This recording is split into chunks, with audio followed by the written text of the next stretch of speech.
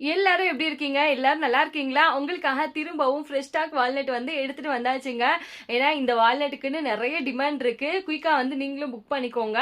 இந்த வால்நட் வந்து bitter taste வந்து இல்லாதது அப்படின்னா கம்ப்ளீட்டா இல்ல அப்படின்னு சொல்ல முடியாது. நிறைய அக்காமார் வந்து என்ன சொல்லுவாங்க அப்படின்னா, மரியம் வால்நட் வந்து எங்க குழந்தைங்க சாப்பிடவே மாட்டேங்கிறாங்க. ஆனா உங்ககிட்ட வாங்குற வால்நட் மட்டும் வந்து சாப்பிடுறாங்க அப்படின்னு.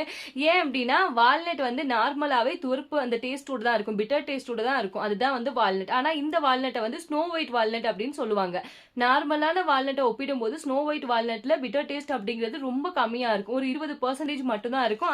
அதனாலதான் இந்த வால்நட் ரொம்ப ஃப்ரெஷ்ஷான வால்நட்டுங்க. இப்பதான் வந்து இறங்கி இருக்கு. வால்நட் மட்டும் இல்லாம நிறைய நியூ அரைவல் வந்திருக்குங்க. இந்த செர்ரி வந்து இப்ப புதுசா வந்திருக்கக்கூடிய செர்ரி. இப்ப அப்படின்னா இன்னைக்கு இந்த செர்ரி வரல. இந்த செர்ரி வந்து ஒரு 3 மாசமாவே நம்ம கொடுத்துட்டு தான் இருக்கோம். இந்த செர்ரியில no added sugar, no added colour, எந்த விதமான கலரும் கலக்காத செர்ரி எப்படி இருக்குன்னு